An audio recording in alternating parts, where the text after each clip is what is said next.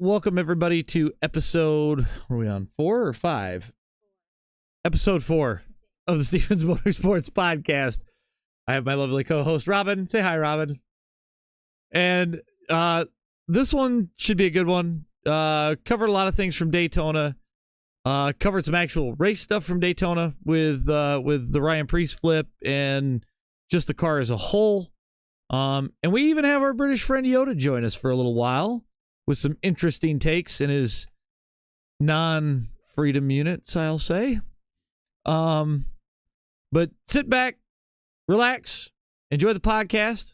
I think you'll like it.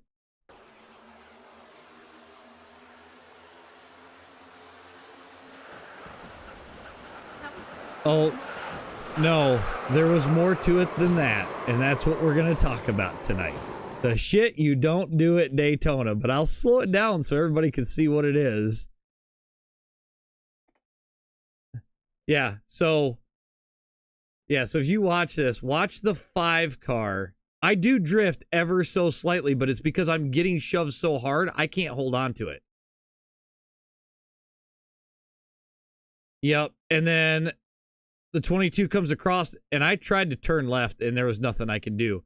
But the 5 car was doing dumb shit all night, and he drove right through everybody, and I junked the car so hard, it wouldn't even run.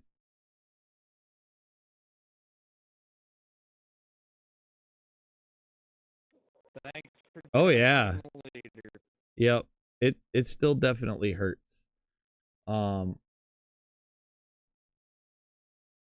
Right. So that's what happens with that one. Let me minimize this out. So yeah, like I said, things we don't do at Daytona, because I think we've probably all experienced it in here this last week. And we've experienced it in 87s. Rule number 1, as Exhibit A shows, don't push the pusher. Thoughts? You're here. Kind of self-explanatory. You don't push the pusher, or prime example. Right. The other thing that I find funny is like, especially in that race, like I said, the number 5 car in that race kept coming up through the middle, dive bombing up through the middle when we've still got 40 laps left. Like, what is it with super speedways and iRacing that these guys seem to think that they've got to basically race like it's the last lap? Because they feel like they can just pin it and go. I think it's such a luck draw that people feel like they have a greater chance to win if they don't normally have a chance to win. I disagree with that 100%. It's not a luck draw. It's 110% a lack of patience and a lack of understanding how super speedways work. Oh, that too. I think it's most people want to be in the front because they feel like if they're leading the pack, they're going to be away from the danger. Right. Come to danger. The only reason why I ever want to be leading at a super speedway is because I can hold a line pretty damn well, but when I'm behind somebody, they're just doing this. It kind of fucks my shit up, you know. And right. I mean, where if I'm leading or I'm leading a pack or something, I can just keep that damn thing pinned and I just hold my line, you know. But I'm one of those. I'd rather just lead the last lap. That's the only lap I can. And see, that's like with mine. I'm trying to think who was watching. I think JD was watching, Korn was watching, maybe. I don't remember exactly who, but I'm leading. Oh yeah, you were in there too, Eric. I'm leading at the yellow flag, and I'm like, I don't want to be here. And if I'd have been 4th or 5th, I probably would have made it through had that actually, happen to somebody else. But it doesn't happen. It doesn't help that the Ford doors the guy behind me, and that sets off the whole thing, really, when you look at it. And of course, the idiot that caused that whole damn thing, of course, he goes on to win it because, Well, and like I said, he was doing that all race, and yeah, everybody was like, "Oh, that's the way to win it, dude." The guy that's actually trying winds up in Heartbreak City, and the guy that, just wants to be stupid, a la NASCAR Heat, winds up winning it. You could tell the 22 was being patient. He was trying to be as patient as he could behind you, and then just Well, and got actually, pushed in the wrong spot. when we come off the restart, he was pushing me like crazy. Like, I think he was content with the second place. Like, that's what that's what it felt like. He had the run. If he wanted it, he could have taken it up. Yeah, he could have easily taken it.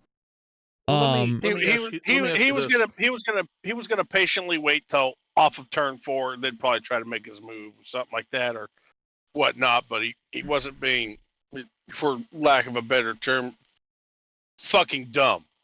Right. Careless. Right. When he was pushing, and earlier you said don't push the pusher. And this is an honest question. What do you do in that situation when you have a lot of cars lined up pushing and stuff? Like, because it's hard to tell what some people are doing. Let off, get out of the way. In all honesty, Try to bubble push. I Don't mean, be on that bumper. The thing is okay, the guy that's behind me, let's play the hypothetical.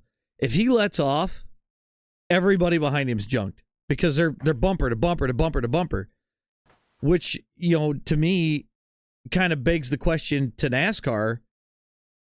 Do these cars, like, why are we leaving these cars with such little horsepower that you can't even get a gap?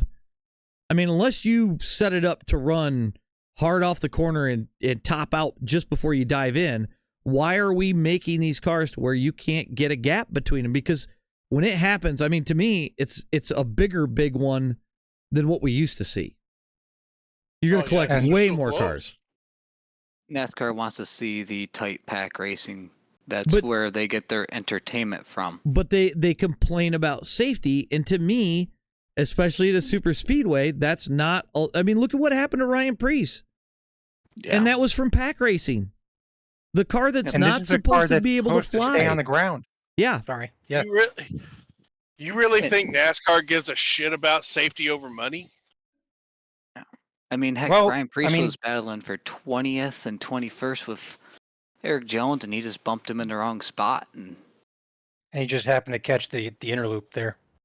Yeah, but I honestly think if he doesn't catch the inner loop, like if that is just all flat grass, there's no chance in hell that car's going over.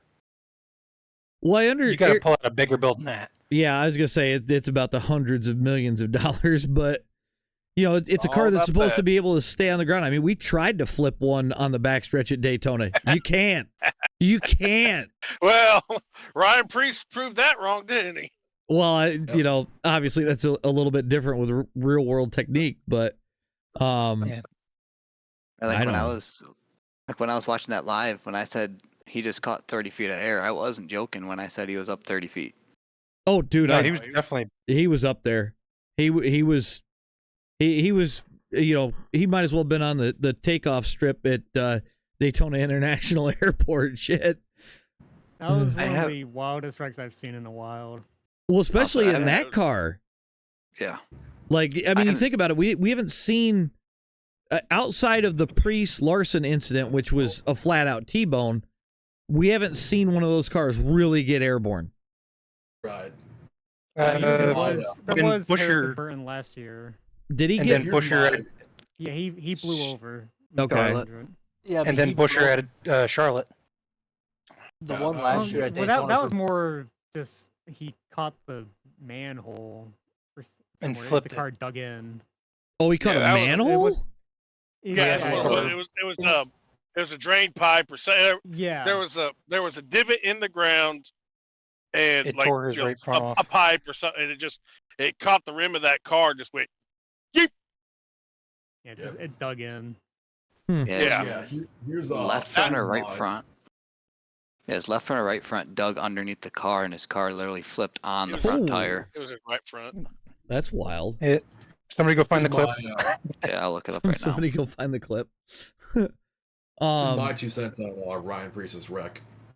It's basically with the whole underbody side and the whole diffuser shit. It's basically the CLT wing all over again. Well, I mean, yeah. If you look at it on the back, it's like a shovel. So when you turn it around, what's it gonna do? It's gonna lift. And it's basically a massive sail. Yeah. There's a piece you're missing though. Is they actually have a cable set to the roof flaps that when they deploy, that diffuser drops to the ground and acts as a shovel to pull the car back down. Oh, clearly it didn't work for Yeah, Ryan. I was gonna say got I that. didn't see anything drop. But his roof, yeah, I mean, his roof it's flaps also never came up either. Oh, that's true. it's No. not. Yeah, they did. No, they did, but they just he In was the all. air. Yeah, so look, it's a mechanical device, and what do mechanical devices do? Same They fail. thing. They teach you in shooter safety. A safety is a Yep. mechanical device that can fail. That can Right. and will fail on you. Yeah. So Busher's Yeah, wreck is up. and here's another Yeah, thing if about you guys Oh, can you see get. this. Hold on. Let me get it on screen. Let me know when you're Another thing ready. about Yeah. Ryan. Go ahead. Here's another thing about Ryan Priest's wreck. The fucking escape hatch and the window net came off. Oh, There it goes. that is Fucking weird. Jesus, Go, say I can't. go back on that one, Dennis. Yeah. Because I think they do show close up. Yeah, they do have a good shot of the tires coming off and basically. I think launching the car. right front just gave out. it's almost like the ball joint just broke. Yeah, let me see if I can. Control arm's gone. Well, I think it's because when it hit, obviously it hit that fucking culvert. And Right here. It broke in the Dang. grass. Dug underneath the car, and that's what dug in and caused If I it to start remember right, flipping though, violent. the exact spot that it breaks is because it Violent hits crash. that drain. In the If I remember grass. showing. Right here. Oh, wow. That was the last thing Right here. Yeah, what track was that at that happened? I can't Charlotte. remember. Charlotte. Spins around right I knew it was quad oval, so. Right? Right there. That dark. Yeah, That's the the- upper it's not the A-frame was tire, broken. it's As actually soon as the it rear rolled frame. underneath the car, Yeah. dug in and sent that thing a-flipping. But that's the thing is like, okay, if that tire can break loose that easy just by that, you figure he's probably not going that fast at that point. When did we ever see that with the last he's set of still- cars? He's still doing good 80, 90 miles an hour. Yeah. Right. So Yeah, maybe. the one thing too And that's- with the. Go ahead. I'm sorry. Momentum and mass and all that bullshit. It's gonna break that ball joint. Yep. I haven't seen a flips like Ryan Priest's at Daytona since the probably Gen 6 car. Yeah. With how and violent supposedly- that was. Yeah, Yeah, and that was- supposedly that wreck- that's if supposed to be they a car sh- that's not supposed to flip. So.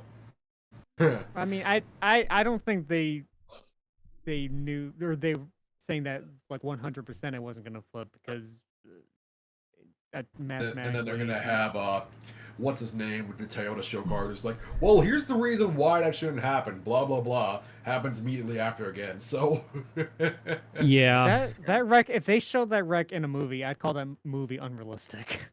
I mean, I'll be quite honest. It looks like somebody put explosives over under the left side of the car to get it to do that. That was a Talladega Nights wreck. Yeah. About blind to the air. This ain't good. Right. But the one thing I will say, from the times that this car has tumbled, or that it has gone over, you don't usually see it tumble like that. That's No. also true. Very true. But I will say the two cars that did tumble, there was grass involved. Right. Which And I would I know honestly next. rather take a flip on the grass Well, than I would on concrete or and asphalt. well, and here's the thing to think about with that. Is it happening more in the grass because of the fact that the tires are low pro and the wheel is able to dig in, causing the flip to happen? Like, we didn't That see happened this with the old cars. but not as much. I really feel like you saw it, you definitely see it more on the pavement because now the sidewall, that tire can roll and catch. And if it happened in the grass, it would more slide than anything. I don't know. I know with the older cars it did depend on whether or not it was wet. But I do know a lot of NASCAR tracks now are switching from grass to turf. which is garbage. Grass is a problem. Get rid of that. Car flips Yeah, again. on the grass turf. is Yeah. definitely something that needs to go. That's why they've been getting rid of grass. Like, so many of these tracks have paved that grass area because cars were digging in and flipping. In his case, I don't know if it would have helped. I think the only way it wouldn't have gone over the way it did is if it was all paved, because when he gets the air, most of that air comes from that access road. Well, no, the air that he caught, it was from the road course. What are they going to do? Get rid of the road course? Well, no, No, but they do like what they've done in other places and put permanent curbing on the pavement. That's it. Right. Like, But he still hit the permanent curbing that's already there. yeah, but if it was all paved down there, you wouldn't have had that lip. You're want still me to going to have put the up, lip because you've got to have something to define the road course. Not okay, not as big of a lip. If he didn't hit the curb, the car doesn't catch as much air as it did. True. I got the Ryan Priest one pulled up if we want to, just in case anyone watching this hasn't seen that yet either. You can go ahead and put it on. I'll throw it up. I don't see your screen, Dennis. I'm getting there. There we go. He said, "Calm the hell down." Shit. Yeah, this one was pretty gnarly. Right there. That almost looks like what we were doing in the 87s. Yeah. Pretty much. It just seems like there's the a car couple of different bounces angles here. so easily and doesn't absorb anything. Right. I mean, that looks like Tom's flip at Talladega where he just starts to net code spiral. Right. Right. If you watch most of that, Yeah, it your almost stream's looks like frozen on my end, so the I biggest just cushion of air is when it goes over the grass. It's like Yeah, as soon as it leaves the actually, pavement over go the grass, go it back stands up. to the replay just before this. Right. Oh, Okay, it's just right slow- here. Yeah. Is it's like good. Oh, Ah, come they on. cut it out. I don't Go back just a little I bit tried further. showing my dad that, and they Okay. cut away from it. Like, why? Watch him really close because he's already airborne before he gets to the second chunk of grass. Yep. Well, yeah, because he went over the curb. I mean, that car does not drop any speed sideways. No. So, I mean, he's doing easily 180, 190. Well, and the roof flaps He- didn't he- deploy because he wasn't completely backwards. Nope. Well, and you if don't you have watch, to be backwards. he clears the whole bus stop. Hang He on, clears his that flats are whole- up. Was it? Go full they were screen. up. Go full screen. When he goes off the track, Right the there, flaps they're are up. right there. Wow. Wow. So the roof flaps didn't even matter. No. No. He had so much speed. So much speed.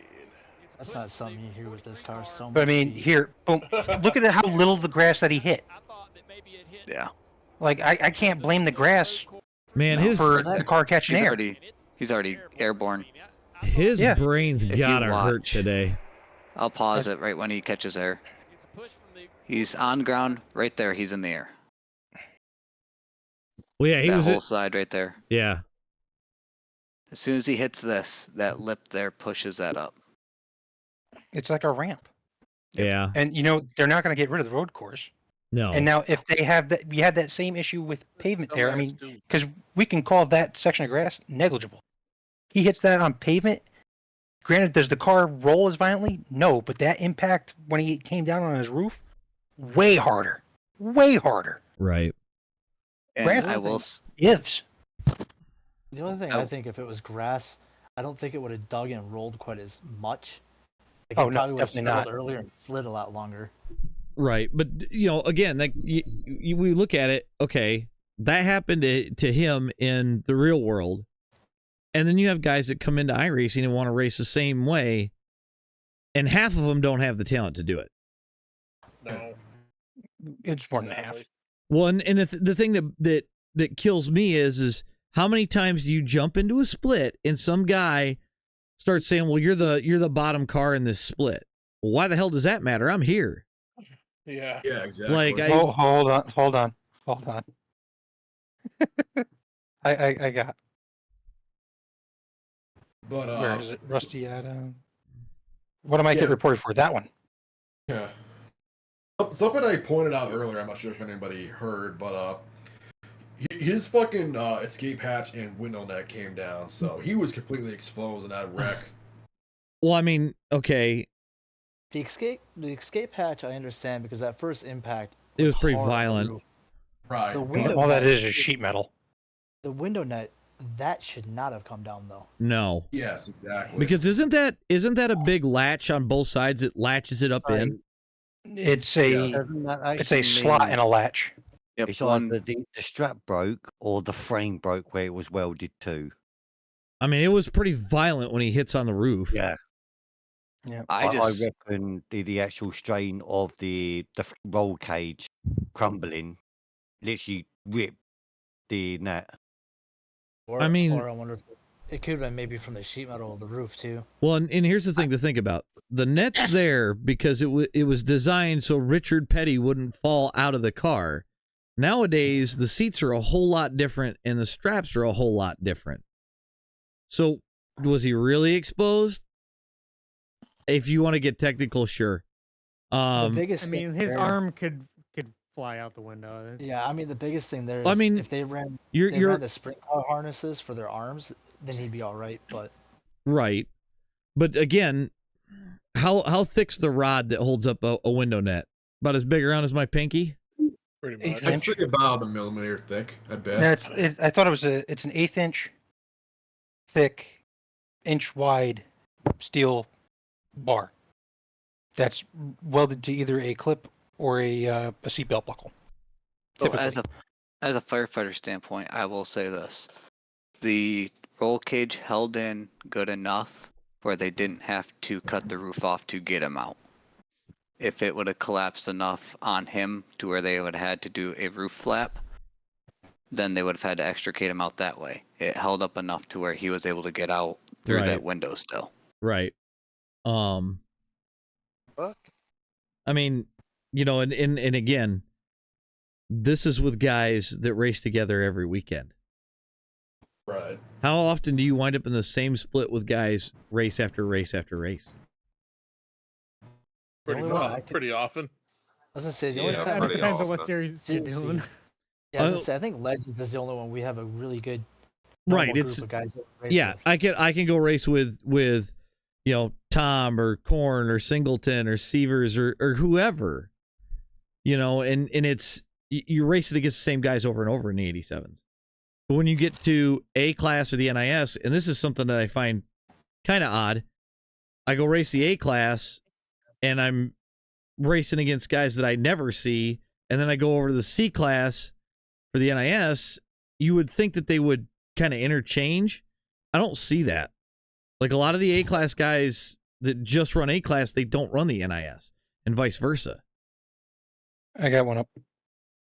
So going off of the whole lack or running out of talent, I will preface this as there was an on-track incident beforehand, and there's a reason why I have it labeled as what I might get reported for. Okay. I got you up. Small children, listen away, or don't listen. We made contact on the back straightaway. He tried to make it 3 wide. The side draft did some weird shit, and this is the conversation after. I didn't make contact. You flat wrecked me because you can't drive. You run out of talent. Run out of talent? I was driving a straight fucking line. Run out of talent. You're number 32. You're number 32 in a bottom split race. Are you shitting me? You want to talk to me about running out of talent? All right, ladies. So I'm not exactly proud of that, but yeah, it's funny though. So it is. So makes for good content. You said bottom split race. When we were was pretty close this? to the bottom. This was at Daytona in the NIS last night. Oh, really? Yeah. Okay. Now, I got a question when everybody else is done. Go ahead, DJ. Is running out of talent and poor or bad decision making pretty much one and the same, or do you give like more lenience to one or another? Because the race I just done, I will share the replay here in a second if you'd like, and I'd like to get y'all's input on it. So, and I'm gonna preface this with me and Tom are cool now. Okay. I mean, feel free to start yelling because this fits. This really fits this. I made a dumb mistake one time. It happens. We all do it. You deserved it. Yeah, speak for yourself. Whatever. But okay, just one. That one. It's just one between him and I. Yeah.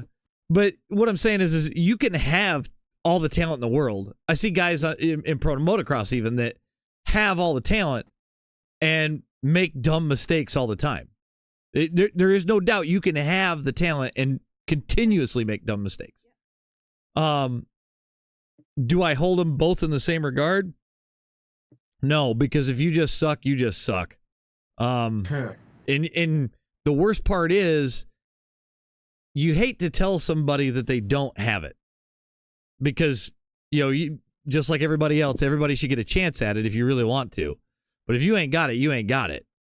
That's not the same as I made a dumb mistake in the middle of a race because I miscalculated moving up, or I should have jumped the restart harder, whatever. People make dumb mistakes all the time. I miscalculated the rotation of the Earth. Yeah. Yeah. So see, I don't run out of talent because I never had the talent to begin with. So. Yeah, that well's been dry. Well's been dry. See, and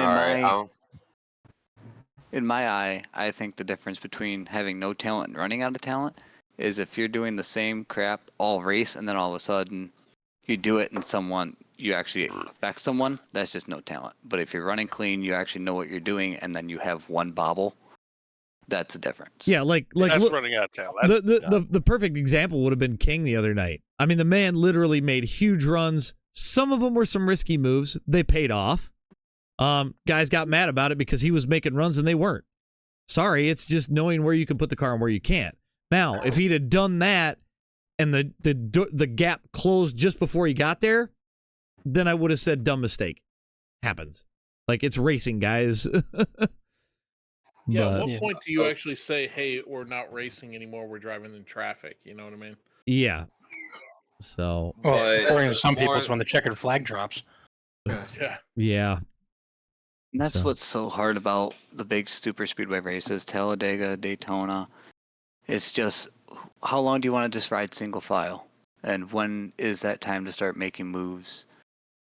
Right. And it's all personal bias. Some people think, oh, well, I got to wait till 3 laps to go. Some people are like, all right, 10 laps to go. This is when I need to start making it. Right. But, well, and I had somebody in my stream the other night that I got wrecked with 20 to go in the Friday night race. And the guys, I don't remember who it was, but they said, it's 20 laps to go. Like, races, you're supposed to be racing at this point. I would agree with that, except for I've been in enough of these at this point to where if you start racing with 20 to go, chances are you're going to get wrecked. You might as well wait till about 10. I might even say 5 to go, depending on where you're at. If you're near the front, I would ride until 5 to go and then start making my move. If you're middle of the pack, you're probably going to have to go 10 laps or so. And that I would say that works the same even for the back of the pack. But I wouldn't risk it with 20 to go. There's still a lot of time for stupid stuff to happen. Unfortunately, I got collected in the stupid stuff. See, I do a little different. Where it's like these longer races like that, I like to, before the halfway point, I like to make one charge towards the top 10 just to see kind of how the racing's going to be, what I'm going to have to do to get by everybody. But then I'll settle down and let the race continue on. Right. Until, and then obviously it depends. If you're 20th and 20 laps to go, you probably need to start pushing a little harder. But I look at racing as like a game of chess. I'm constantly making a move to set myself up for that dash at the end. Yeah, calculating. Whether that move is something as simple as running easy and smoothly to save my tires or save fuel or what have you. You're whether it's just counting down laps, you're still making moves. You're still making decisions that affect the outcome of your race. Right. Well, and I feel like any endurance racing, it really is, chess. It's a game of chess. Where ARCA is a game of fucking checkers. So no, ARCA is a game of let's play with dynamite and see if it goes boom. I'll be honest, I have no idea how DJ winds up going and racing ARCA and now he's like a 7,000 I rating. I don't understand that. I've tried it. I suck at it. I just stay away from the damn car at this point. I like ARCA. But back to what I was saying too, and the reason fixed race that King and I did that we finished 1 and 2. I mean, I wasn't super aggressive, but I definitely was a little more aggressive than I needed to for leading, but I had to protect our positions too. Right. DJ, what were you saying? And reason I was asking, because the same guy that was blaming me for blocking or whatever, and that's why he supposedly, I'd say he drove over me before I looked at the replay. He tried to nose in under me because I got a little bit loose in the turn. But the same guy also had incidences with like 5 other drivers that race. Well, that's the other thing, like especially at the super speedways, and we've all kind of seen it. It's usually the guys that are constantly on the radio blaming everybody else, don't want to look in the mirror and go, I mean, what's currently going on in my race? Yeah, probably. Me and Corn have raced against a number of guys in the same race together, and the dude is just going and going and going, and they don't want to admit that, oh, well, I'm probably the problem because, they think they've got talent. Fault. Yeah, it's never their fault. I've gotten to a point where, unless I've seen the replay, I'm not going to say anything because while I might apologize for something, it might not even be my fault. It's just easier to wait until I can watch a replay, and then we can hash it out after the fact. Right, but he jumped out quick after the race, and I told him if I looked at it and it was my fault, I'd be a man and apologize. But I don't know if you can let me share a replay. You should be able to. All I got to say is if you're going to Daytona and you're my age, you're better off stop at St. Augustine and drink from the fountain of youth. But I've got a... Yeah, I'll grab Tom's, and once the DJ gets his up, we'll take a peek at that. All right, Tom, I got you up. I clicked on the... All right, so lap 29, halfway through the B race. Mm-hmm. Get a good walk. I don't think we ran a lap under 47.7. Pretty run good. Ooh. Oh my God, 6. What are you fucking doing? No green flag pit stops. I don't know what you could have done to avoid that. Well, here's my thing. Yeah, can you go back and replay that really quick? Maybe it's slow looked like motion. You were just caught in the middle. No. I think I saw something. This is a case. This is a case of just not using my fucking head. Yeah, well, I thought I caught something. Right about You're next here. to him here. Yeah, you turn down. Just a touch too early. I flat out fucked up. I told him that right there. I went to the high side. I should have committed right there. However, I thought I had more room. Right. Well, it kind of almost seemed like he maybe slowed up a little bit because he should have cleared you. Bottom line is I shouldn't have done what I did. It's just a misjudgment. Oh, it was a gross misjudgment, and I paid the price for that one. It was just a fuck, And as soon as I did it, I was like, yep. How am I going to apologize to this guy? Because I'm an asshole and I know it, and that's the worst feeling in the world. Oh no, it's tire smoke, dear. Robin said it was snowflakes. Looks like snowflakes to the right. Yeah. Between a rock and a hard place there. Yeah. You changed your mind. You didn't want to commit to the top line, so you tried to get in, but you couldn't slow down because the car behind you was right up your backside. Right. So if you would have slowed down, you would have been arse-ended and took more of the field out. Well, the problem is that I didn't plan ahead. Yeah. Yeah. See, again, going back to what Eric said, super speedway racing in general is a game of chess. And when you play chess and you want to be elite at chess, you need to think 3 to 5 moves ahead. Right. I was only thinking maybe 1 ahead. And obviously that's what happened. Right. Trouble is with that only works if you actually know what the person. In my view, that's just a racing incident. I mean, it's tight quarters. You're at Daytona. You had a run. It was really at fault there. That's I mean, something it wasn't anything. Oh no, it wasn't 100%. That was. No, it wasn't. But it's still, it's an incident. That was. Yeah, that right there was. That was running out of talent, flat out. Like I knew not to do what I was doing, I did it anyway.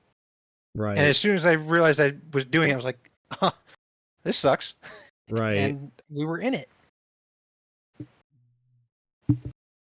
So, there's sometimes where poor planning prevents, or proper planning prevents poor performance. Proper prior planning prevents piss poor performance. Yeah. Yep. I was trying to clean it up, but thanks. Okay, so I got DJ's up on screen now. So whenever you're ready to hit play here, I guess if you want to preface what's about to happen so we kind of got a rough idea. I mean, to me, afterwards he sat there and tried to say that I blocked high, blocked low, this, that, and another, and then I came down on him. I mean, I want honest opinions on if I was at fault, he was at fault, what could have been done different. So we're talking about the 20 here? Yeah, the 20, okay. And then I'm right in front of him. Okay. Go ahead and hit play.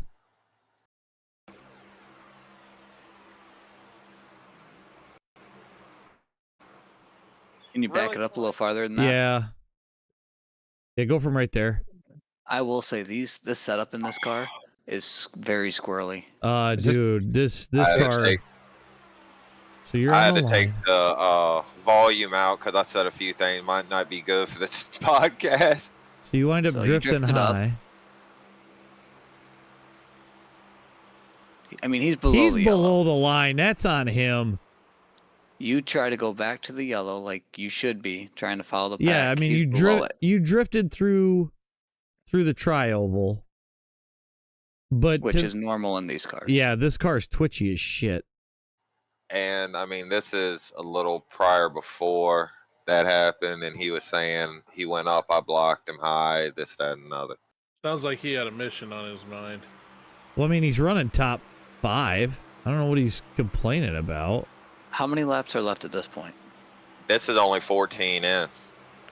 Yeah. Well, I think this is like 13 maybe. Then it goes. I get wrecked on lap 14. Yeah. I mean, I don't see a blocker. Ooh. Yeah, you just trying to catch. Just trying to catch the wiggle. Don't forget, I'm running on like very low end equipment. Yeah. Now, do you feel like you could have done anything different to prevent it from happening? With me giving him the whole top side with what he said, I don't, because he made it seem like no matter where he went, I was blocking him. You're not answering the question what he just asked you. All right. I don't care about what he said. You look at the incident yourself. Take what he says out of the equation. Right. Do you feel like you could have done something different to prevent this from happening? I want to say no, because I didn't expect him to try to nose in under me. Okay.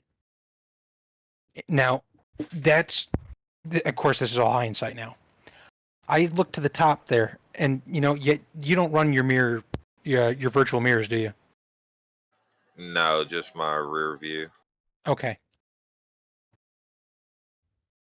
That's a personal preference. I run my virtual mirror for that purpose because I can see that lower lane, and I can see if that nitwit on the bottom side is actually below the line. I see a whole lot of track to the top where you might have had an out, but then again, he's also being a douche. And I don't know why he cut it underneath to go under the yellow line. Like, to me, at that point, once he dips below that line, that's on him. Yeah. Like, he's not where he's supposed to be. No. So you're not expecting it at all. I don't see that as a block. I don't. That's just the guy getting back to the yellow line to get back in line. Well, even when he went high, there was still plenty of room for the guy to go higher to go by him if he wanted to. Right. But, again, is that somebody that's not used to driving these cars that, that Class B setup is very twitchy. I mean, I watched Eric's race, and those guys were all over the damn track. So... And my question... Eric, you're muted. Can you hear me now? Yep. Yeah. Okay. I mean, I didn't have any problems with those cars on that track, but that's because I know what the fuck I'm doing in an Xfinity car. Well, the other thing too No is ego here. I feel like, you know, and this is something that we haven't even talked about on here before, but I feel like there are times where obviously having a direct drive wheel over, say, a G29 or something like that, it doesn't want to wander as much because you don't have that dead zone at the top that you're searching, right? Well, I mean, because you saw the replay when the NIS that Joe spotted for me, when me and that one car got together. That's some weird. And you even mentioned it that direct drive, that Moser wheel coming into effect because I got halfway sideways. Oh yeah, and you saved it. Had that happened on my Logitech, nope. That I guarantee Oh, that yeah. sucker was going around. So. Yeah. Now my question Can you go back, is DJ? to what? Me and him or No, another? right before he goes in the pits, does he just completely rear end that guy? Yeah, I thought I saw that too. Hold on, I gotta put this back he up. Definitely slammed the shit out of that guy. Yeah. Yeah, bring it back. Oh yeah, look that damage was not there before. Boy, what is you doing? Listen. Oh yeah. And then if you go back and watch how he turns, that's on the 20, not the other guy. The other guy is just riding tight on his door, yes. That's a protest. This is the guy said like I 5 tell you, people had problems with in this race. I mean, the 12's wandering. Yes, he's door drafting. Yeah, 12 kind of came down on him. Yeah, but why slam into the guy after the fact? Tempers. Throws the C in red. I mean, okay, I have been flat out junked in Daytona and Talladega. Me too. He catches up half a track. Good lord. I will say I told him if I caught back up to him, I was going to show him what bump drafting was, but... You want to be careful with that because that he could take that and send it to iRacing, and if you did bump him and he spins out, they could say that that's retaliation. Yeah, you can't do that. So it's kind of all right. That's why I just mute them. That's why I just every time I've been wrecked, I say it's okay, man. And my other question is, if y'all were in my shoes with me and him, what would y'all have tried to done different? Are we at a real track or are we on here? We're on here, Tom. On Daytona. Oh, okay. I think those are it's two just very slow. different accidents. If it's me and I see you wandering as much as you were, which was this setup, it's still early on in the race. I would wait patiently until I get a good enough run to actually make it by you without pushing the issue. Right. If you're going to keep pushing up, I'm going to get underneath you in a spot that is safe to do so, and then make the pass that way. I mean, there's numerous guys that a lot of us have raced against on the regular that you don't want to be around. I'm thinking a specific 87 that we never want to be around. That may be covered like a pot plant.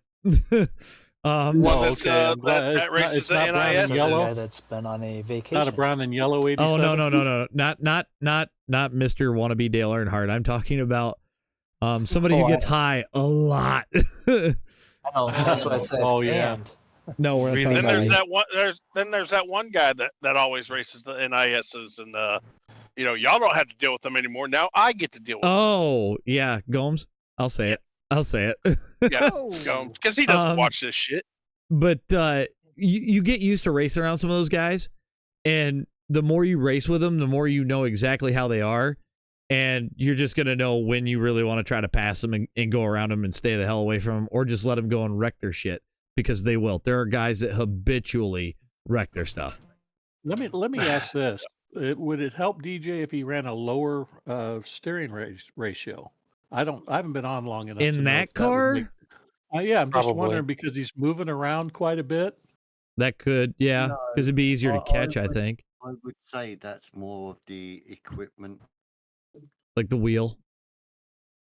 3.5 Yeah, but I There's think only you could so probably much. counter some of that. That's what I've done with mine Right. when I was moving around quite a bit. I'll lower the steering ratio and I have a little more control. I mean, at the Yeah, super speedways, you can get away with it. and I noticed some of y'all have kind of told me about my equipment in here. I am running the what TXN or whatever, so it's on the low side. I mean, dude, I won races in an 87 on a G20 or G923. There was a guy that was a Coke Pro Series driver, I think, that was on a G923. There are some. I tell you now, there are still some of the pros still running. Right. So I mean, you can, hell, Nick's got a 2700 I rating. He's running a T150.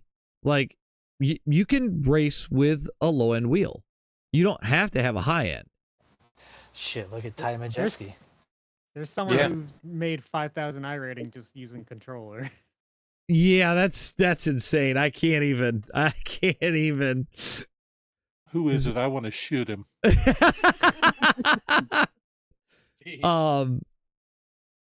I mean, I watched some guy try to race with a Guitar Hero guitar today. Yeah. Vogue's raced with a Guitar Hero guitar. How do you even program that? Yeah, did you have to use like SimHub? So, what I had to do, the Rock Band guitar, it works like just like an Xbox controller. So right there, already has something built into iRacing that iRacing can detect it. Right. What I didn't anticipate was because for steering, it needs like an axis, or you need, if you're using keyboard, it needs like mouse movement. Now for Rock Band, if you want to use the multiplier, you have to tilt the guitar up. So it had that built in, so I could literally just steer it like that. Gives you a whole new meaning of top 40. Oh my god! With the DDR pad, registered on my computer as a keyboard. Okay. So with keyboard and mouse in iRacing, you can use throttle using the keyboard, but for steering it has to be a mouse input. You can't just like do WASD. Right. So I had to download a program that would take a keyboard input and translate that into a mouse input. So oh god. For left and right, it would go left as a mouse moving to the left or to the right. I love it. I love the creativity. Sounds like more work to me than I want to do, but that is so funny. Oh god. But yeah, I mean, I'd watched Korn do it on a controller before in dirt, which to me that looked like a lot of work in its own right, and that's just on dirt. That just makes my I'm gonna try it again with a PS4 controller. You think it'd be better? Mm-hmm. I reckon we should have a controller. Oh god, I really don't want to do it on a controller. Like, I really don't.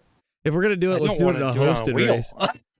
I don't mind doing it on a wheel, but no, I mean keyboard and mouse, keyboard and mouse, right? The cheaper wheel and pedals. If I was to say anything about equipment wise, you can do it on a cheaper wheel. The one thing that will absolutely improve you over and above anything is load cell pedals. If that was the only thing you upgraded, hands down, best upgrade I ever made. I'll second that because I've got the same pedal set. Like I dropped 2 to 3 seconds because of the fact that I have better feel. You have a better sense of feeling on the brake pedal, and you are more consistent under braking. I would disagree with that because I don't feel pedals. We're talking primarily the brakes. I don't feel the gain off the brake is that large. Oh, I would say on oval. For me, at least for me, going from the G923 pedals to the Moza load cells. Mind you, I'm using both my feet on a dirt bike to shift and brake, right? Mm-hmm. I have to have feel, especially with a shifter, because you wind up in a false neutral, then you wind up with a plate in your arm. It's a whole mess. Sounds like he's talking from experience. Yeah, it hurts. Let me tell you. So if I can replicate that feel, because even on my bike, I can adjust that pedal pressure, right? So I know when the rear wheel is going to lock up midair if I want it to pitch the bike or whatever. So when you get into a car, if you don't want to overbrake or underbrake, feeling is everything. And with those 923 pedals, there's nothing there. I mean, yeah, there's a spring, but I mean, you might as well be pushing an air balloon with your foot. Is the way I can't feel anything. Right. That's feeling. Yeah. Right. Like when I race, I have to take my shoes off and all that and do it in either sock feet or something like that just to have a little bit of feel. I mean, you're not wrong. I race in house slippers, for God's sake, because I could feel. I have barefoot gang. I have Puma driving shoes back there that I do like. I don't get nearly the feel out of it. That's the same reason why I race in my socks. I tried to race in tennis shoes at first, and I'm like, nope, hard no. Barefoot. Yep, barefoot. So, Corn, you said you've got something for the things you shouldn't do at Daytona award. Yes. Yay. Yes. Okay. Take it 3 wide and then blame other people for you causing a wreck. Exhibit A is on screen, I'm assuming? Exhibit A is on screen. All right. And I'll slow this down after you see it the first time. Sure. How far are we into the race? 28 laps. Out of? 70. Oh, that's what okay. the hell? Okay, slow that down and let's see this. All right. Spicy, she says. So very clearly, this guy tries to take it 3 wide and he can't hold his line. He then complains about me and the 17 not being able to hold his line or hold our line. Interesting. Watch this. You're on the yellow. I know, but watch this. 17 comes down just a touch.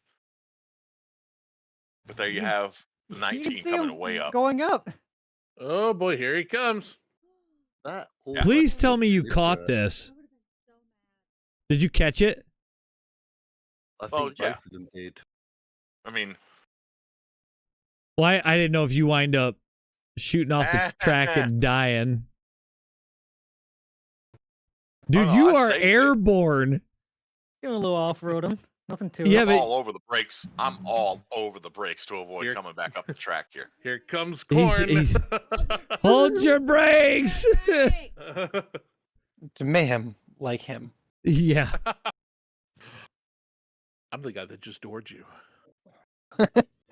Like, I saved the shit out of this car. Yeah.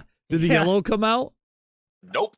Go figure. I had to wait until lap 76. Oh my God. For yellow, and I just so happened to be the lucky dog position for the lucky dog. You got luckier than shit.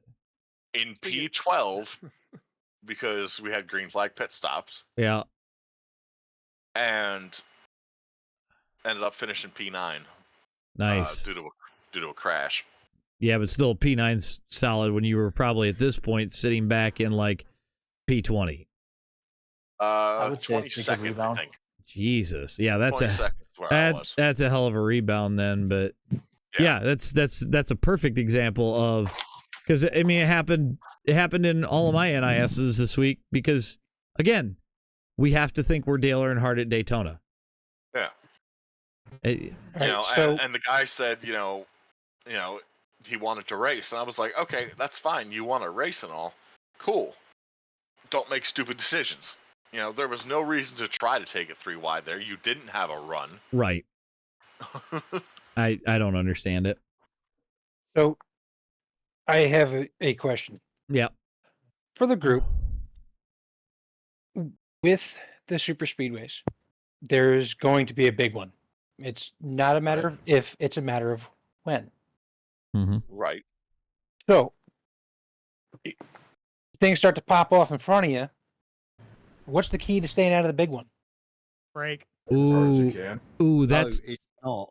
It's not, because 90% of the time, it's not the people you hit where you get taken out by, it's the people behind you. Yeah, Yoda's been screwed by that many times. They watched Days of Thunder, and keep your foot in it, go the high line. Keep your foot in it, go the high line. and that's it. That's and why I his pace started car. running that bright pink Barbie car. You know, I have not been ran over top of since I've been driving that car. Yeah, you get a masterclass in ARCA braking. Oh, Yeah, there's another one. like what Don't do. JD had in that one video where he's like, and this is ARCA braking at its finest. Bam!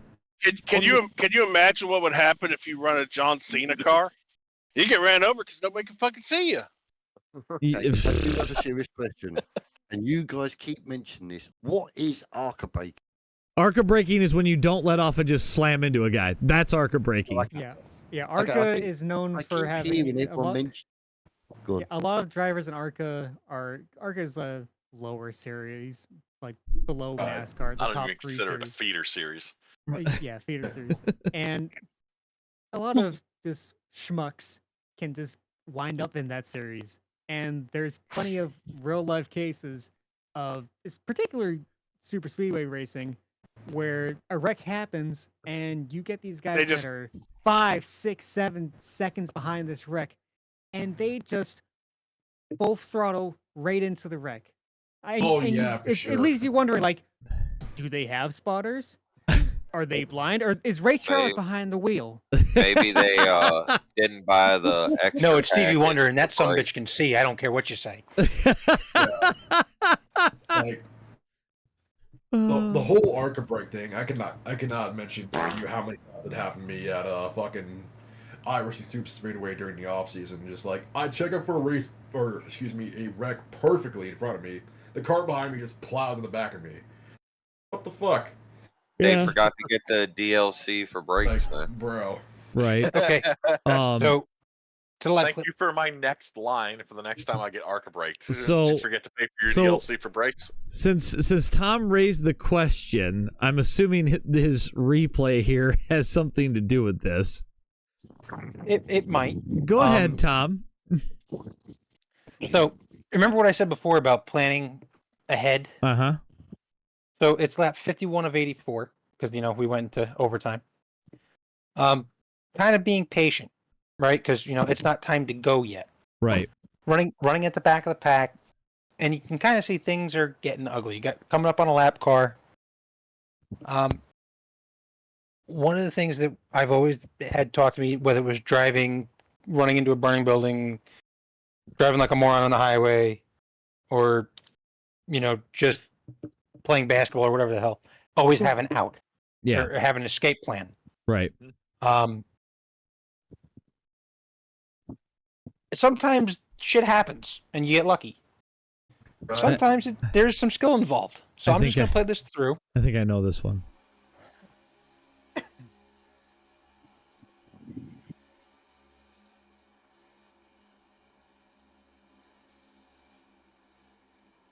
Oh, good Lord.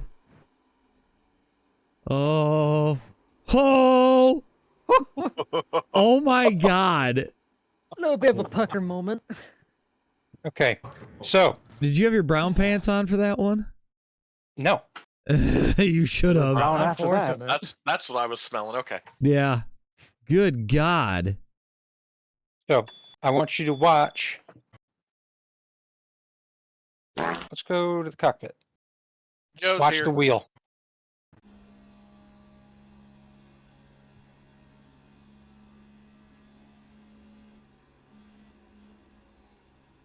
I noticed you even checked too when you saw the puff of smoke.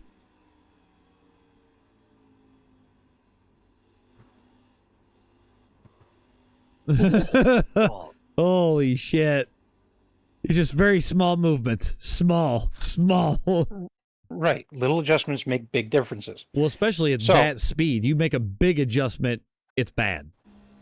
Yeah. So, one thing that I try to do, and that's I try not to drive to the rear bumper of the car in front of me. I try to look up here. Right. Right. There's an old story about Dale Earnhardt was taking over a ride for somebody, and he worked for like 15 hours just on the seat. Yeah, it was. And they stopped and they asked him, "What are you trying to do?" And he goes, "I'm trying to see up here." Yeah, he's trying to lower the seat down and get it more to the right so he could see up here. Because going through the turns, you can't really see all that well ahead of you. It was in a Dale Jr. download. It was William something. Yep. So, keeping that in mind, you kind of look ahead. Just like when you're driving your car on the highway, you don't drive to the car in front of you. You drive way ahead of you. Right. So going through this, driving ahead, again, I have what's happening in front of me. I'm trying to keep my distance because, things happen. Yep. As they do. And I see things. That puff of smoke is a warning. Okay. Things are starting to happen. What a lot of people do is that they're watching the wreck. They're not watching their mirror to see if they can brake or anything else. There's that. Now, clearly, I'm okay here. There's nobody. So I'm free to jump on the brake pedal. But I'm also looking for an opening. Right. Because, oh God, what's Eric say? If gap, then car? If gap, car. Yep. So I have a hole here. Yep. I can also see that this car is moving this way. What happens when the car hits the wall? They go left. Gets bounced back into play. So, car comes down, boom. So it's really hard for a car to change immediate direction. Like how he did that is impressive. Yeah. So it's bang. Okay, he's now moving, but I know for a fact I have one of two spots. I can go this way, or I can go to this way. Now, why not go this way? Because there's a car down there. This car here, and then this car that just had the shit knocked out of it is also not going that way. Yeah. I also know that this car here was coming this way at a much higher rate of speed. So his momentum's going to carry him. Right. So I have a hole and nobody there. Make it through. Yep. It's a brain training deal. Not going to be able to count like that. It's the same thing as me and a bike. You're going down through the trees. You have a split second to go. Do I go through those two trees, or do I move to the right side and take a faster line around? But you're doing that. It's almost the same speed at the rate at which that happened for Tom. Yeah. And it's amazing how fast you don't think about it. All right, Corn, because I know you had something here that I feel like kind of went along with it. So. Well, this was one of those things you don't do at Daytona. Oh. Okay. Explain. And so before I show this, I can speak for your experience because I did the same thing, but I also did it, on a green, white, checkered. So we all have spotters for a reason. Mm-hmm. This is why. So big gap to the bottom here. 18 says, I'm taking it.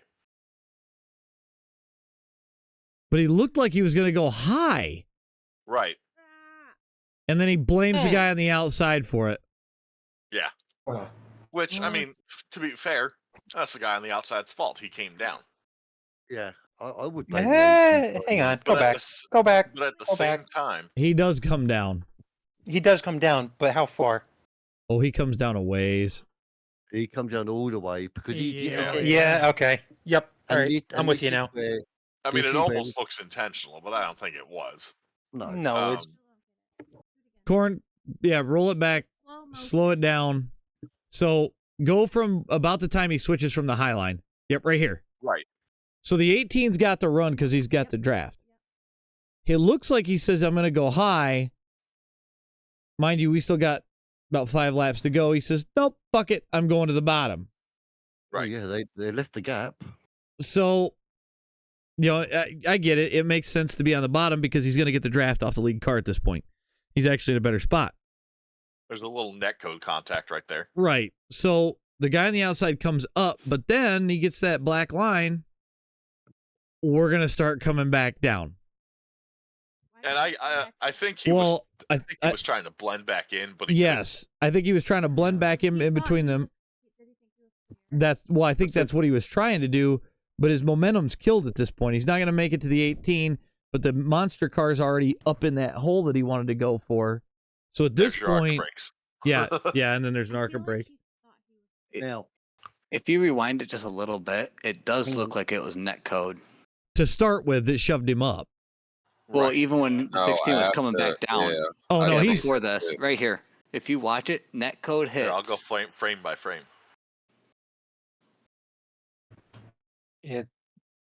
Oh no, that's a hit. That's not net code. Yeah, that's a hit. that's a full blown hit. Yeah, it looked like it looked like it at first. I could get how you could think it was net code. Well, it's going to be netcode real soon. Watch this. The first turn doesn't happen until right here. Yeah. That's when the 18's car adjusts, changes direction. Right. From my perspective of that. And now there's your netcode. Yeah, now he's inside there of it him. is. From my perspective of that, that is the top Inside car. you.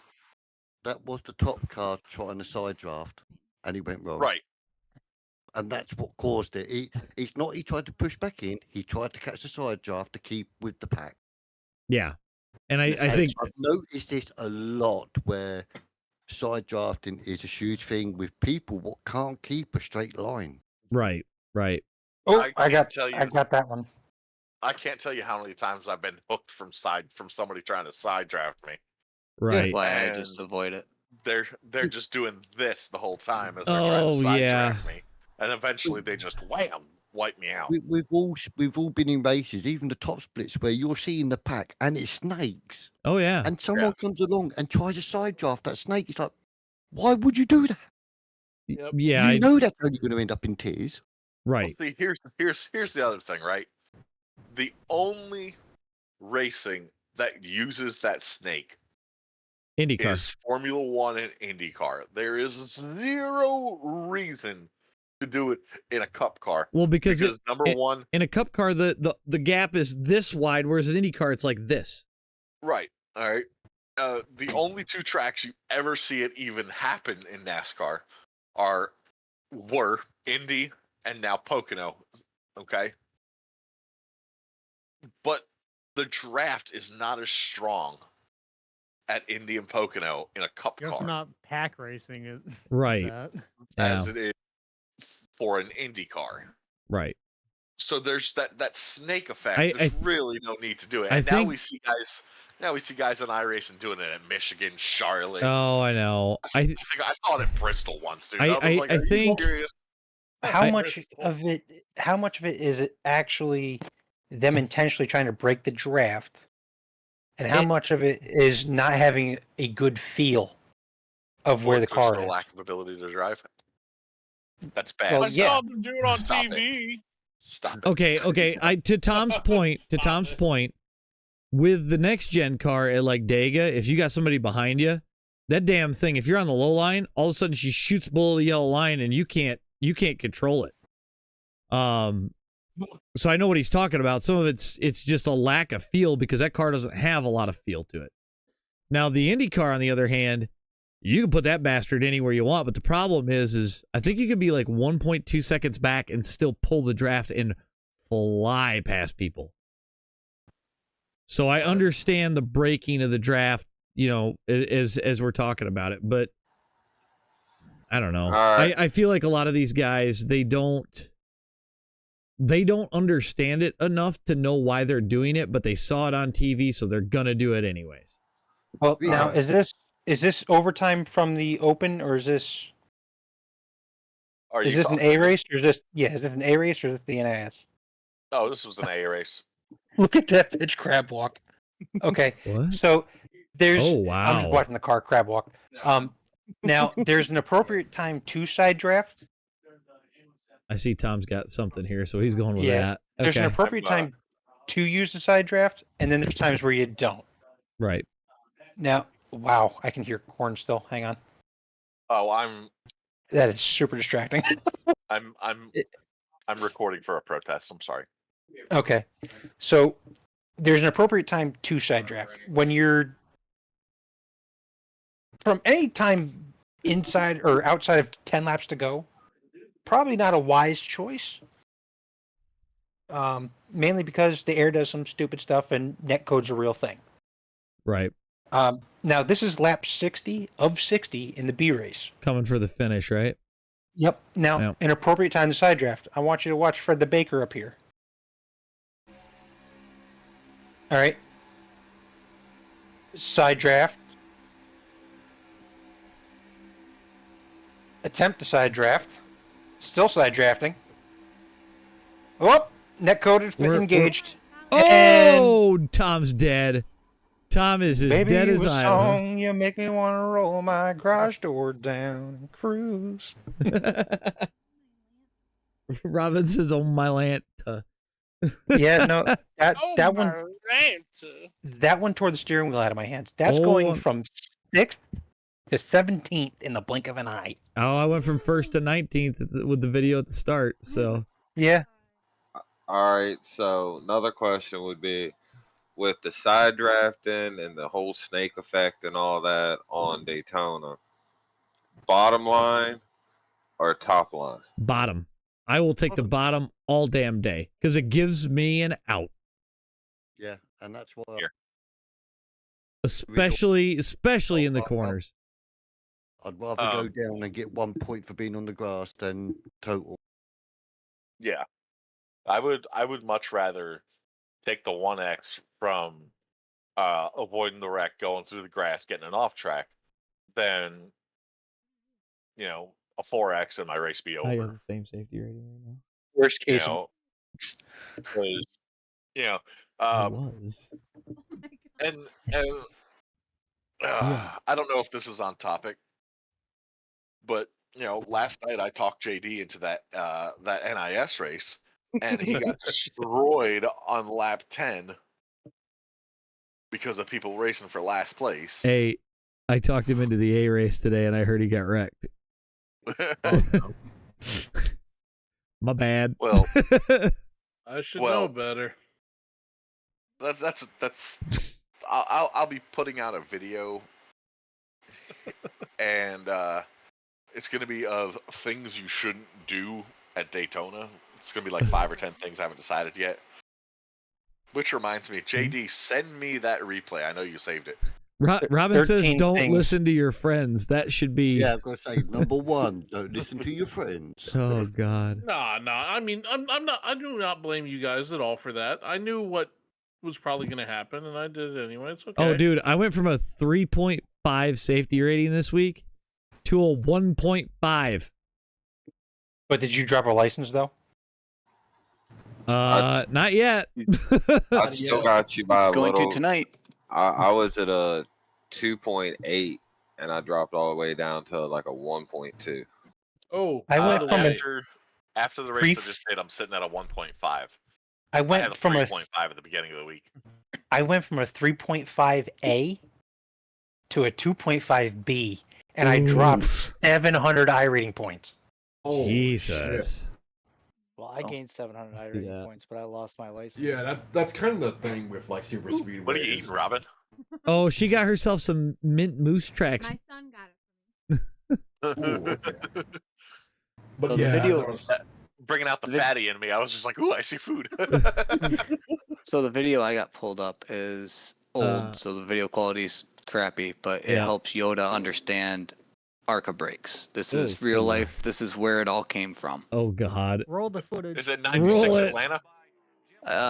Looks like Daytona. Mm, I don't alright. know about Oh, Daytona. Oh no, that's Atlanta. Wait, Atlanta. wait. Okay. Oh! Steel chair. No, never I slowed saw down. one that was worse on Twitter. Let Yeah. me see if I can There's- find that. There's a lot worse Did he ones, but die? No. He He lived. ended up He living. lived. Okay. But that is no, where it no. all stemmed from, was the fact that Good back God. those series, those drivers didn't have any situational awareness, and No. they didn't understand that there's a car hitting a wall. It's going to push him back into the track. I Well, need to see that's- that slow down. That's before you saw safer barriers that at least took some of the momentum out of it. Yeah, that was pure Yeah. concrete. I'm going to ask a serious question from a non-American side. Oh boy. Do you feel that NASCAR is overly aggressive? Yes. I don't think it's too Because not I not know, aggressive enough. hang to on, be hang on, honest. hang on. I know they encouraged drivers to duke it out when they had an issue. Right. That's well documented. Okay, so I'm gonna pose your question with another question. Do you feel like you've gotten too used to F1 being boring as shit? No, I just got bored of F1 full stop. But F1 is no, hang on, no. F1 has aggression, right? Where they don't pass. Well, that's dominant. Oh, but there is aggression on F1, but it's not taken driver to driver, except for the odd occasion like Michael Schumacher going down to Dayton bit and dump. That was the nearest we got to aggression. But in NASCAR, every single race is two guys, and it's normally the bigger guy hitting the littler guy. Well, I mean, Jeff Gordon shouldn't fuck with Clint Boyer and get bitch slapped. Do you not feel? But that is the 90%, and I honestly see it. And I've seen the ratings for NASCAR is now dropping because people are bored of it. Well, here's the thing. So, the aggression side, I can tell you where that shit comes from, and it didn't come from NASCAR. It comes from the dirt tracks. Yep. Easy. Oh, Tom, tell me I'm wrong. You're not wrong whatsoever. That was Crash. So if you look at the way the progression goes, 90% of these guys start out in a dirt car of some sort. Right. Whether it be open wheel, whether it be, what Tom drives, whatever. And it progresses through. Tom drive. You're driving 4 cylinders, aren't you? No, I drive I've graduated from the 4-cylinder a long time ago. Oh, I drive a pro stock. So, nice. A lot of guys come through that, and then they get to a point they can go, sprint cars, or we can go pavement, and then it progresses further. So if you've got some of these NASCAR guys have been driving together since they were kids. So this isn't like they're getting into a fist fight with somebody they don't know. They've probably had run-ins in the past. It's the same thing with the series of stuff that I do. You race these guys all the time. I think it's two things. It's one, the durability of the new next-gen car causes them to bump more. And two, it's no longer about talent being promoted up. It's about the money. Yeah, if you have $6 million, you get a ride. Doesn't matter what you've done. Yeah. Which I don't agree with. Or your name. Well, you've basically turned NASCAR into a rich kid's sport. Yeah, pretty much. Kind of giving my golf a bad name. So from someone, go ahead, Tom. Go ahead. But no, Dennis, go ahead. So from someone that's grown up in small town racing before, even smaller than ARCA, where Brad Keselowski started his career, where Eric Jones has started his career, small round tracks, you learn that aggressive mentality at the smaller tracks, and it just grows with you. You have to be aggressive in this kind of racing, or else you don't go nowhere. And here's another thing, and this is something Tom's brought up a few times.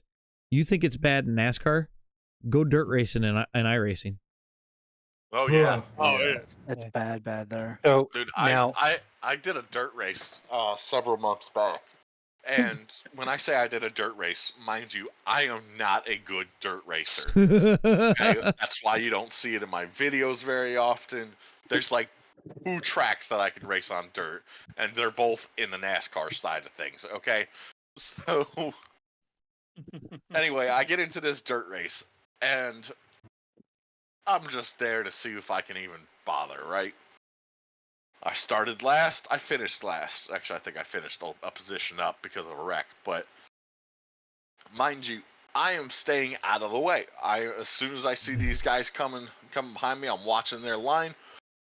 I adjust to avoid to make sure that I can avoid them.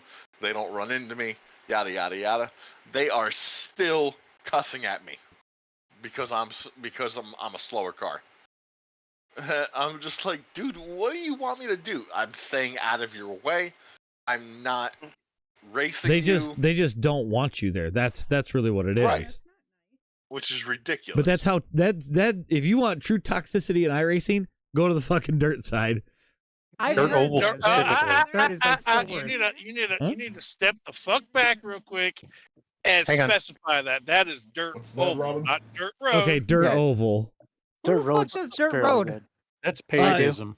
Eric Pro fours, lives Pro for Pro twos. Fours. All right, I do so- dirt road. Paganism. But going back to the aggression thing, Yoda, what it comes to is that, like, for myself, I know Damien built his own stuff. AJ, I know he's built his own bikes. Yep. When you run the short tracks, or whether it be dirt or asphalt, I spent a bunch of money I shouldn't have on that car just so I could go out and have fun, be competitive, and maybe win some money back. Okay? Just like you take pride in your car on the road or one of your motorcycles, you scratch my car, we're gonna have words. Because I'm trying to drive with the most respect I have for your equipment and for my equipment. If you drive in with reckless abandonment and you screw my stuff up, I'm gonna mess up your mouth. I mean, And that's the same thing for me on a bike. I mean, you want to race me hard, that's fine. But the minute you start banging into me, be prepared for me to slam back into you. I've mangled pipes on a dirt bike because of shit that people have done. Yeah. Like you get to a point where you're going to take it to a degree, but at some point, enough is enough. That's just what's going to happen. I mean, not only that, you're gonna hurt somebody. And that's affecting. Well, no. If you keep driving like a moron, you're gonna hurt somebody. Yeah. And that's going with my livelihood, or somebody's livelihood. I think you guys have missed what I said. I'm not talking about it within Ireland. I'm talking about within American race. Yeah, well, that's what I'm talking about. That's literally. Hang on, because the second part of it is Formula One is now starting to take off in America quite a bit. Oh, now okay. tracks in America Yeah. starting to take off. The fan base. Well, is we got to becoming stop huge that over shit. there. And do you not feel it's because people are getting bored of the aggression? No, And not they the aggression. with They're it? getting bored with the racing. We're getting bored with the gimmicky bullshit that NASCAR keeps putting out. Yeah, the racing. This car is just terrible. And they change the rules every year. Okay, hold on. They change the rules this every is week. this is probably for another podcast at some point. I disagree with the statement that the next gen car is terrible. Oh, I think I think there are problems with it. I think it's something that can be built upon. Correct. I think they're going in the right direction, but they still have a lot to work. Making the cars equal is a good thing. I agree with that. But these cars are way too expensive. Well, to wait keep a second. up. Wait a second. Okay, we're going with the whole keeping the cars equal thing. If that was such a good thing, why did iRock tank? Exactly. There was only 12 of them. iRock tanked because But there was nobody watching. Nobody watching. Teams, they stopped. I watching watched every one of them. International Race of Champions. I watched every one of those. Now, if you have a high-profile driver like Dale Earnhardt or Rusty Wallace, are you really going to watch them? Yeah, are you really going to watch them running that race and possibly getting hurt or killed when you have your money invested in them? Yeah, they didn't go to see Steve Kinzer. Speak for yourself. They went to come see AJ Foyt and not Dale Earnhardt or Richard Petty. See, y'all leaning more toward the cars. My whole thing with NASCAR, I lost interest when they started doing the whole staging thing. Yeah. Oh yeah. That's not a race. A race is, you go, you don't stop everybody, all this crap. Yeah, a race, I don't like go the stages and, at all. Well, that's when they stopped. That's when they started losing me. They made a laughing stock out of the chase too, because every year it's, this guy didn't make it in, well, we're just gonna let him in, and we just keep adding on. At some point, now you've got a regular season championship, which it's a paper championship that means jack. Right. Like Joe said it the other day. He's like, "What's a regular season champ?" I go, "Oh, that's a new championship they put in the last 2 years." And he goes, "What?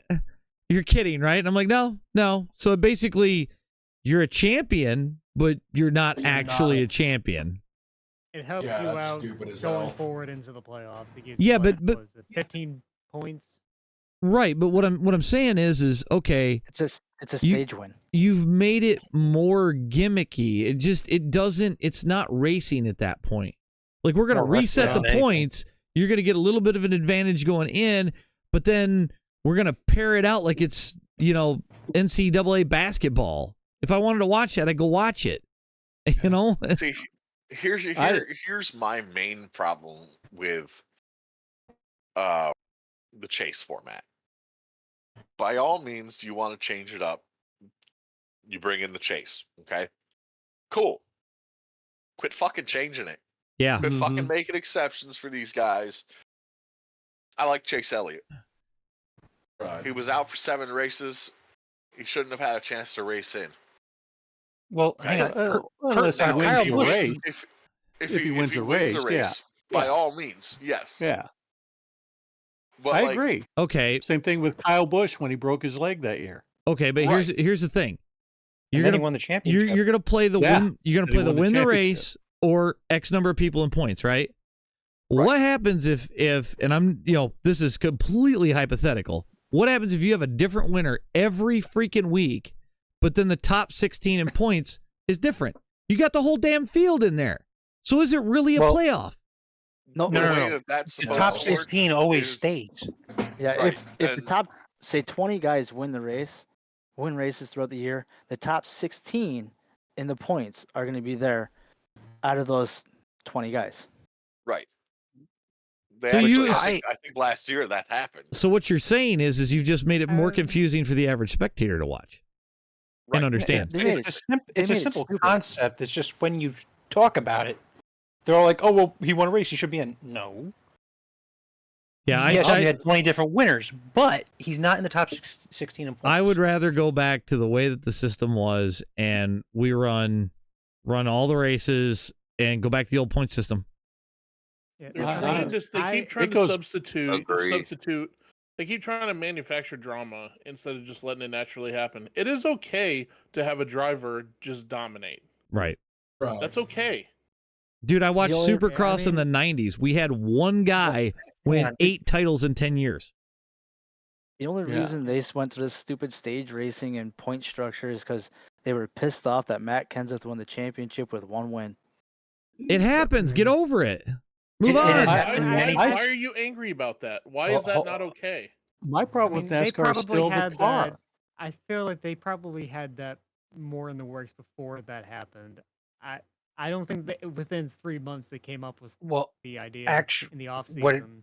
What it really came down to is that there were some times where guys were far too dominant. Okay? When a guy wins 13 races in a year out of the 26 at the time, Jeff Gordon, he wins half. 98. Exactly.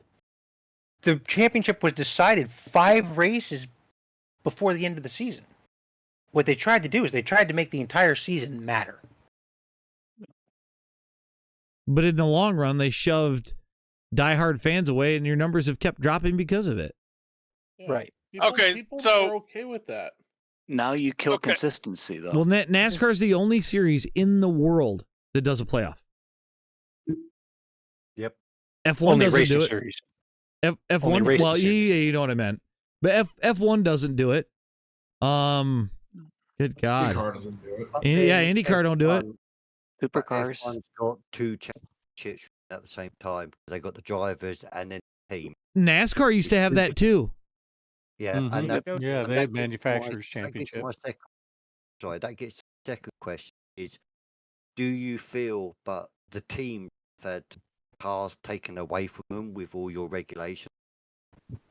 Well, I mean, I understand the need. How many failed tech through one of their own pieces of equipment not been machined? I mean, that used to happen all the time. Right. I go back to the 87. Wasn't it about Ford versus Chevy? It was Ford versus Chevy versus Dodge versus Oldsmobile versus Plymouth versus Mercury. Yeah. You know what I mean? What raced on Sunday, you bought on Monday. It was a construction. Yeah. Better car. I get the safety, and your governing body can still do the safety. Your car's got within this spec.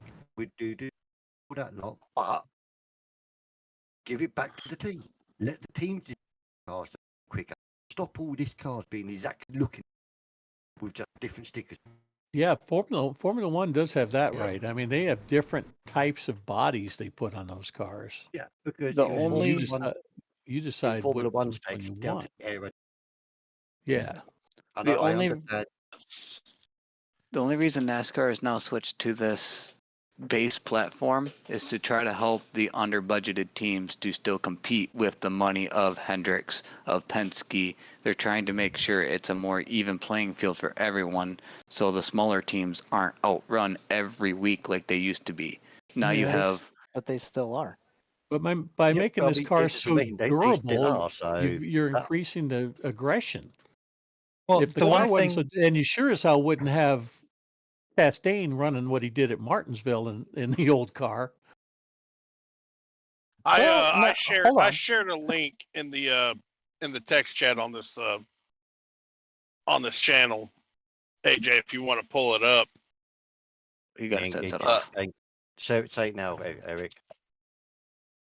I shared a YouTube link to a guy named Urinating Tree from obviously YouTube, and he talks about NASCAR. It's a 6-year-old video, so it's a little old, but it still holds up today. It's like 10 something minutes long. Yeah, because I know, like over there, you'll base your what car, next car you're going to buy through to your racing. So if Ford do a really good time, you're liable to buy the Ford. that was more true back in like the 60s and 70s when the cars were more factory. When manufacturers had to play in it. Yeah, they But were now more with factory back then. the only thing you've got is an engine. That's it. The only thing they deal with. They don't deal because even that, what you can come out with 1,000 horsepower, but the first thing NASCAR's got to do is cut that engine down to 300. 300. Yeah. You know what I mean? Well, that's where it's gone wrong. It's there used to be a rule in NASCAR where you had to sell so many. Like if Chevrolet wanted to put out, we'll say the Camaro for now. Yep. Back in the day, it used to be it had to be a 2-door. It had to have an 8-cylinder engine of at least 350 cubic inches, no more than 360. You had to have a 4-speed transmission and a live rear axle, and you need to maintain the factory body and factory geometry. And they have to sell so many of the cars to public. Yep. Yeah, and they had to sell. I think it was number was like 1,000. Yeah, it was a ridiculously small number. Yeah, that's why the Pontiac 2+2 was allowed to be raced. Well, and the Aero Coupes and the Superbird. Right.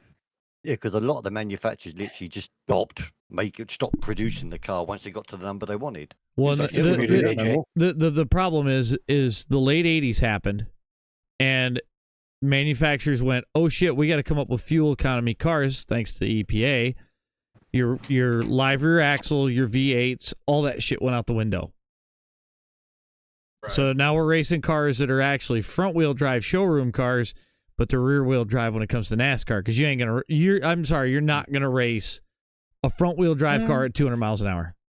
Yeah, remember the Daytona 325? Because of the gas. They tried those mini cars and sport coupes, and that was just disastrous.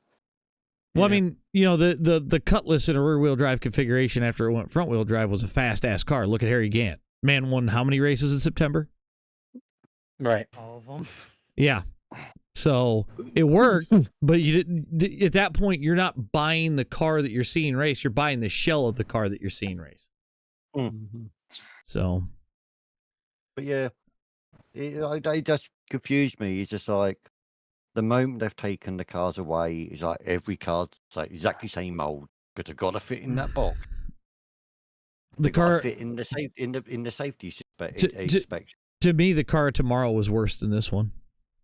Oh, way worse. Yeah, I have to way agree worse. with that. I have to agree with that. The one cool thing about the next gen is it is a good road car. I believe it is. For the most part. Depending on what track it is. Yeah, I think that's how it was designed to be, though, because they knew they were going to put more road courses. You can solve this road car. You can solve this road car argument really quickly. The Nerva 24-hour Le Mans. Yes. Oh damn. Right. Oh, would I love to see that? They had to redesign the whole car to make it a road. Pretty much. Do you know what I mean? much. There's not a single part they didn't. But if you they added a lot of downforce to it too. Well, if you notice too, though, some of those parts from that car have started to trickle over. And that's what I'm glad of. It's just like, give them back the speed. Make them safe. Do you know what I mean? But give them speed.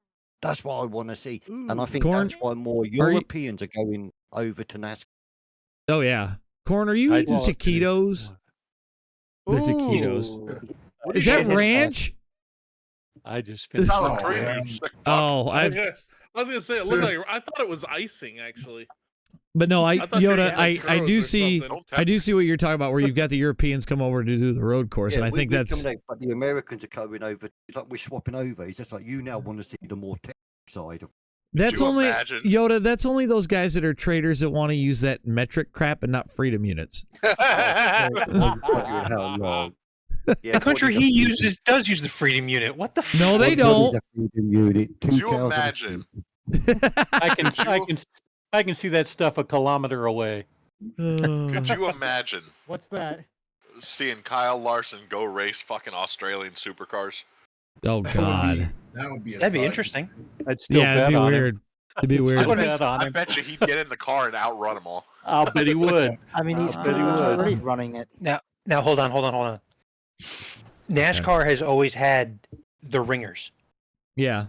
Yeah. So, like guys like Ron Fellows, Boris said, AJ Allmendinger, they were road course ringers. They would literally hire these guys specifically for those races. That's correct. Yep. Now, fast forward to 2021 on the dirt side. Stuart Friesen, dirt ringer. They had Davenport this year, dirt ringer. You know, you hired these guys to do what they do best. So the crossovers wasn't exactly a shock. I mean, I just looked at SVG as a road course ringer. Yeah. That actually won. Friesen really wasn't a ringer though, as he owns a truck team. Well, Friesen was a dirt track ringer because he started there. Well, yeah. And that's what he was. He's raced more dirt races in his lifetime than he's ever spent on asphalt. Yep. He's got multiple championships on dirt. Tell me one thing though. How did fucking Joey Logano, who's never raced on dirt in his life, win that first dirt race? Luck. In all honesty, it was because Kyle Larson wrecked. All the dirt guys have like struggled in the two dirt races that they've done. Well, it's because those cars are not designed to be on dirt. Yeah, the next gen cars are way less conducive to being on dirt than the Gen 6. Yeah. The Gen 6 race and that car was more susceptible to the dirt. Well, you got a solid axle. Solid axle, suspension movement. The car rolled. You know, it wasn't like you had this rigid thing that's supposed to be a low drag, low downforce unit. Right. I mean, common misconception here is that on dirt, especially on the bigger tracks like Bristol or Lebanon Valley or Orange County or the Moody Mile, you kind of need downforce to make the turn. If you don't have the downforce, you're going to meet boilerplate, my friend. Yeah. Yep. Well, look at how popular Eldora was when they brought trucks there. That was one of the most popular tracks in NASCAR, other than the super speedways, because that's just super speedways. But they sold out Eldora every time the trucks went. Yeah. Well, it was only 10,000 seats, so it wasn't really all that hard. But it really irritated me to see NASCAR turn Bristol into a dirt track rather than go to Eldora, because I enjoyed those Eldora truck races. Yep. Well, they're bringing back some of the history. Going to the spring race. Yeah, they were bringing back some of the history of Bristol. Bristol used to put dirt on years and years ago already. Yeah, early 2000s they did World of Outlaws. Yeah. But they had to stop doing it because all the trucks that they would bring in for all the dirt was tearing up the roads around the track. Yep. Yeah. But all right. Well, I think at this point we beat a dead horse. Well, I think at this point it's time to start getting ready for some 87 racing here in about 15. So, well, that's the hot take from the guys. Huge shout out to JD McKaylee, iCrash Weekly, Vogues for all joining. Don't forget to like and subscribe their channels. All those guys put out some epic content. Thanks to everybody else from the iCrash community that was in this one. Next episode is going to be live. Yes, we will have Robin live. No. She said no. So that'll be a thing. That'll probably be not this weekend, but probably some point during the week. I think we'll just replace a race with it. Another thing to remember, I do have my 87 series coming up starting next Tuesday. If you want to get in on that, let me know. Hit me up on Discord. I will get you into the Discord and get you joined to the league. First race is September 5th, 9 p.m. Eastern. It is open setup at Daytona. I will be streaming that as well, so definitely even if you don't want to race, stop on by, come and watch it. But that's all I got. Was that fun? Okay. She says it was fun. I hope everybody enjoyed it, and we'll catch you guys again on the next one.